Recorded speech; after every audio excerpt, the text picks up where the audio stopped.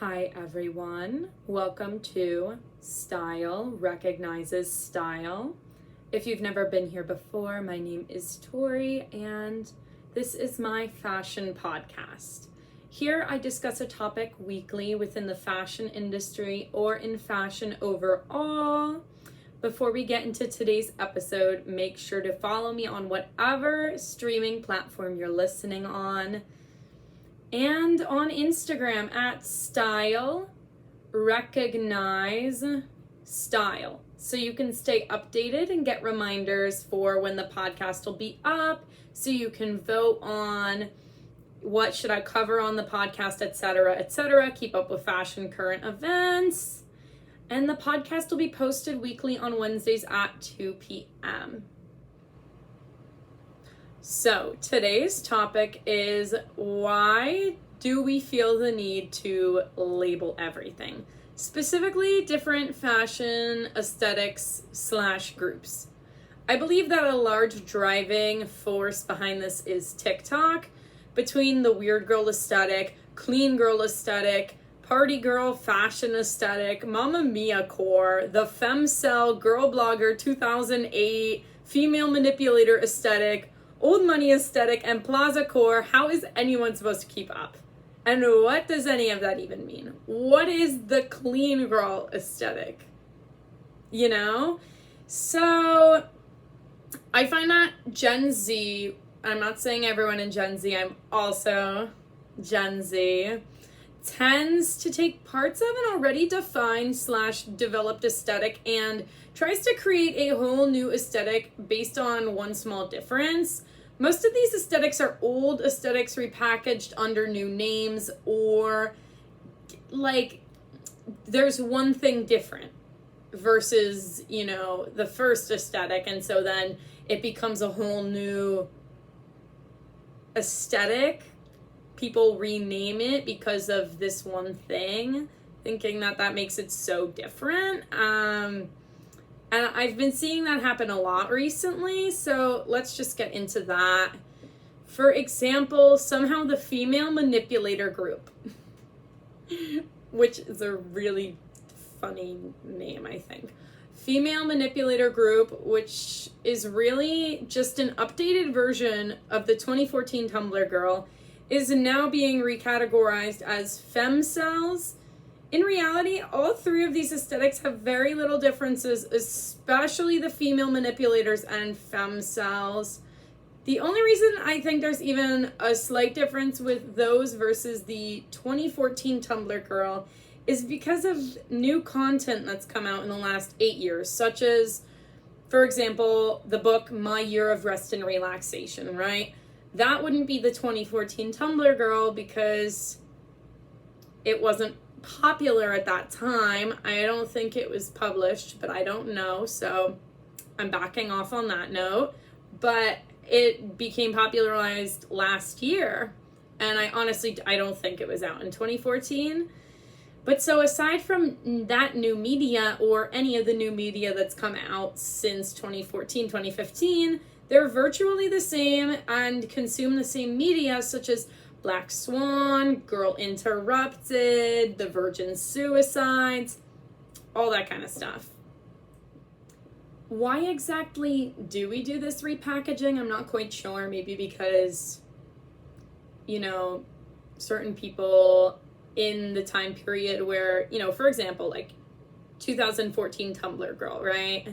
Someone who was a little kid at the time didn't experience that, and they're not going to, they might if they have fashion history context / remember it. Oh, I'm giving 2014 Tumblr girl vibes, but if not, I guess we're coming up with these, names to distinguish it in present tense times. But it's like, I don't think that there's the need to do that. So, in the article, What is the Weird Girl Aesthetic? Rodriguez states, it favors pieces that don't exactly go together but work anyway. Think a baby tee paired with a mini skirt, then add leg warmers, then a knit hat, then top it all off with some dad sneakers. So the thing that I've been seeing, the thing that inspired me to even do this in the first place. A was the Female Manipulator, femcel, girl blogger, 2014 Tumblr, that whole thing. And then seeing the weird girl aesthetic pop up recently, because I've been seeing all these articles about the weird girl aesthetic, how to have the weird girl aesthetic, blah, blah, blah. And I don't know why it's popping up as something that's some new fashion aesthetic. Now, honestly, fashion students at FIT and Parsons have been dressing in mismatched clothing, mixed patterns, and contrasting colors since I started FIT in 2017, like late 2017, early 2018. So that's when I started seeing that really happen. But like really in 2018, like my freshman and sophomore year, end of my freshman year, beginning of my sophomore year, that's when I really saw that's starting to become popular. And so I don't know why now we're like bringing this up like this is something brand new that people haven't been doing. Like, you know, it's kind of like Carrie Bradshaw also kind of did that like in the 90s. No one was saying, oh, Carrie Bradshaw and her weird girl aesthetic. Also, if someone like named something after like if I, you know, had a very distinct sense of style and someone said that I like called it the weird girl aesthetic, I would feel a little slighted, I'm not gonna lie. But so that's I'm kind of confused as like with that as well, because why are we acting like this is something new? Like people have been doing this, you know, and now there's all these articles and I'm just like, I don't understand why we're like repackaging this as the weird girl aesthetic and like it's something new, as if students haven't been like abstractly representing themselves. And like even just people in general, I've just seen it mostly with fashion students.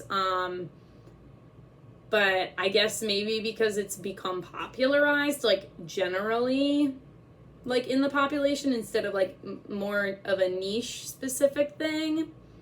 Maybe that's why we're categorizing it like that.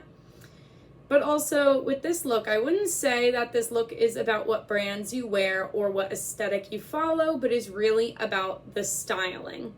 I would say there's no right or wrong way to do it. It's just about layering contrasting garments in an abstract way. And it's become popular in the high fashion crowd as well. So The Cut wrote that article that I quoted from before. And the article credits TikToker Alyssa Mosley and fashion commentator Mina Lay for naming Heaven the driving force behind the popularity of the aesthetic. I would agree with that. I think this generally made this type of styling mainstream. But the fashion scene was already onto it, baby. But yeah, so I just today wanted to chat with you guys about like, you know, why do we repackage these things? Like, you know, above in the episode when I was talking about like Plazacore, which is like after Madeline in the Plaza, and then there's old money aesthetic, you know, it's like a lot of these kind of things can fall under different categories, like I guess a broader category. Maybe people just want to super niche it down, which I understand to some aspect, but like Plazacore, like, you know, I don't think we gotta get that specific. Like, I think we would get the vibe if, you know, from a more general, like, oh, the preppy, like, you could say snooty niche, rich, preppy, city girl, old money vibes. Like, and we would all know what you're talking about. Actually, most people would not, but I would know what you're talking about. But like Plazacore, I'm like, why do we have to make everything into these little, this core, that core, old money aesthetic, new money aesthetic, shmoo money aesthetic, you know? So let me know if you guys actually though want me to do a review / informational video on Marc Jacobs brand Heaven. I discussed the clientele, the inspiration behind Heaven, the brand aesthetic, and why it's such a big hit. Heaven has been huge in the fashion crowds. People either love or hate it. I'm whatever. I really love some things because Marc Jacobs, makes my grunge moments that I enjoy, some plaid looks, mixing patterns, but I'm not into like baby tees or the little stuffed bears or like, that's just not my vibe. So let me know if I should do that. Comment on my Instagram and let me know if that's a video anyone would want to see. So, I know, please don't comment it, please. I know it's Eloise in the plaza, not Madeline. I don't know why I said Madeline. It's late. I decided to record this at like 11 p.m. I usually try to do this during the day because my brain fog is just like... So, yeah, trust me, I'm fully aware, and I'm sorry, it's late, it's been a long day. I threw out my back recently, so we've been in pain, and it's just been a long week, long day, whatever. So, there, I'm correcting myself. Overall, I think we're making this all a little too complicated.